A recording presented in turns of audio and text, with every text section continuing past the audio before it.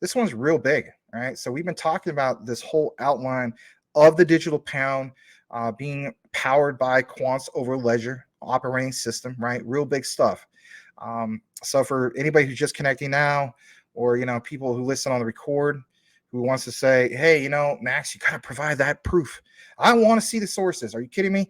I provided you more than enough proof countless times. Check out the recorded videos about it. Check out Project Hamilton, all the other case studies that we did in the past, the whole thing with MIT, heck, even back with the Fed, all that, right?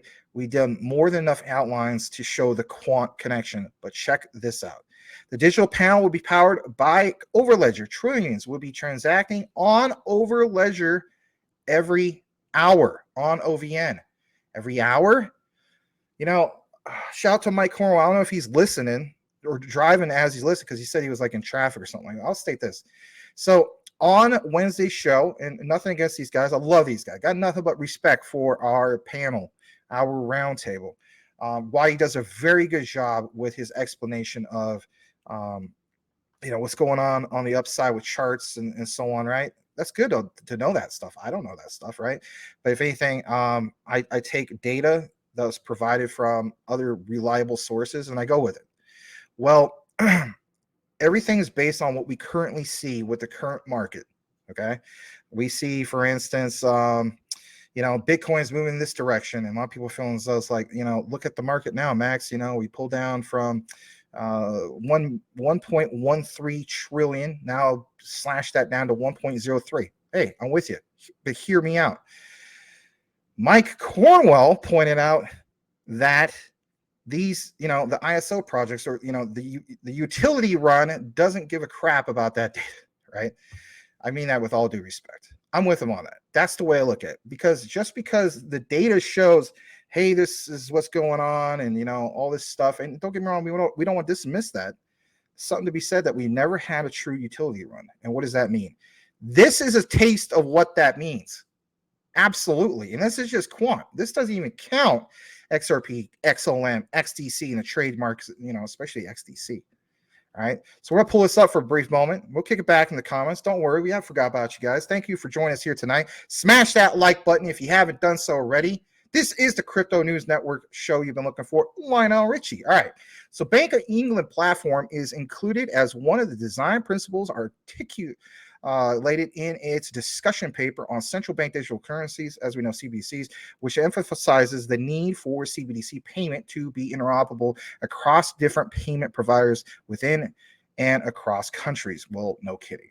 The framework proposed by the Bank of England involves the provision of a core ledger that is accompanied by an API. Remember, for a while we've been talking about Quant's connection or standout ones for API, payment APIs. You have some of the other even legacy systems, right? But it makes it all interoperable.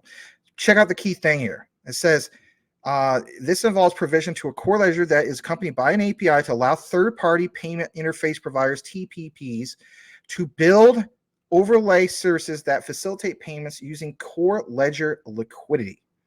Man, these TPPs could facilitate payments by initiating transfers of funds across the core ledger by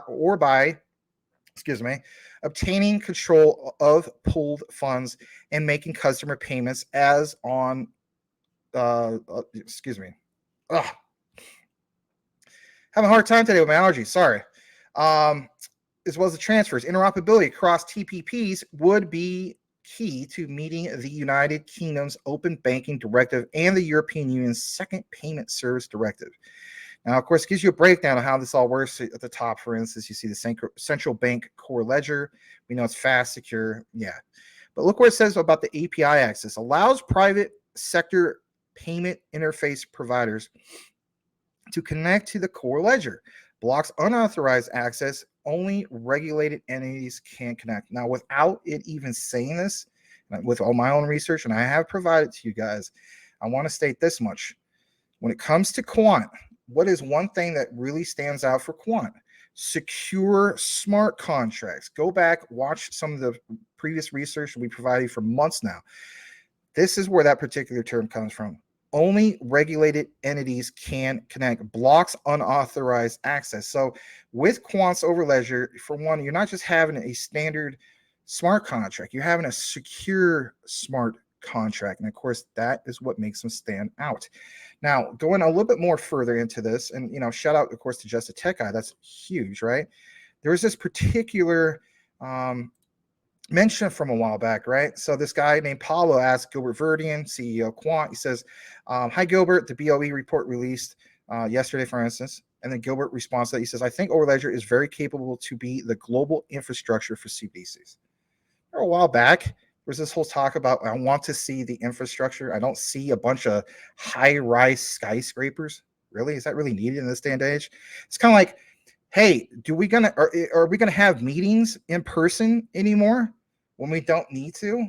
No. If anything, cut down on overhead, right? No. In this day and age, especially with post-COVID or where we're at right now, still, right? A lot of people still want to do virtual meetings and so on. Well, with that, it can also be applied to what you see here. But if anything, Overledger is very capable to be the global infrastructure for CBDCs. All right, a little bit more in regards to this, because this is some hot, juicy stuff when it comes to Quant. Okay. I want to jump to here. This is big, very, very big for Quant. So it says Quant looks likely to be the only crypto interoperability project attending what, right? Well, you may be wondering, what the heck is this? I'm going to go ahead and rewind this real quick. This is a big event that's coming up here soon. But some of the attendees, right? You see the the Deutsche Bank 2023 lead sponsor, JP Morgan, who doesn't know about them, right? Hosts and bank sponsors, Citigroup, Accenture, Banking Circle, FIS, Intercope, obviously Swift, right? Some of these other ones, right? We're gonna get a little bit more into this, just kind of playing. Microsoft. Some of these other ones, right? Finastra, heard of them? Let's get further into it. Oh, who's that? That's Quant. Now, what's the key thing here? Looks like they are the only crypto interoperability project attending. What specifically is that? Well, shout out to Greg Lunt. He points out specifically what that is. Whoa, the Euro Banking Association is hosting a 2-day event in June. Isn't that convenient? Remember we were talking about everything that's happening in June? Quant, Jasmy, you name it, right? Marketed as a quest for global interoperability. Check out this list of sponsors. We already did. We already gave you the spoiler, but it's EBA Day 2023, which is on June 20th to the 21st. The IFEMA in Madrid, Spain, advancing next generation payments, a quest for global interoperability. Some of the lead sponsors, like we mentioned, Deutsche Bank, JP Morgan, BNY Mellon. I didn't mention them. Of course, Citigroup. But come on, Microsoft, Swift. Look at this, 1,300 plus senior industry participants, 80 plus innovative sponsors in fintechs, 2,000 leads created, 2,000 plus, 100 expert speakers and panelists, 39 countries represented. Basically, you could call it like, Davos, but, in Spain. It's huge. Big stuff. Glad to share it with you guys. Thank you so much for watching, guys. If you have not yet subscribed, do yourself a favor and subscribe for more information on the ISO 222 compliant tokens, and hit the notification bell to make sure that you are aware of the new videos when they come up. Max and I cover these ISOs, and we also have a live show every single night at 9 p.m. Eastern Standard Time. Make sure you tune in for that. You won't want to miss it. Thanks again, and we will see you on the next video.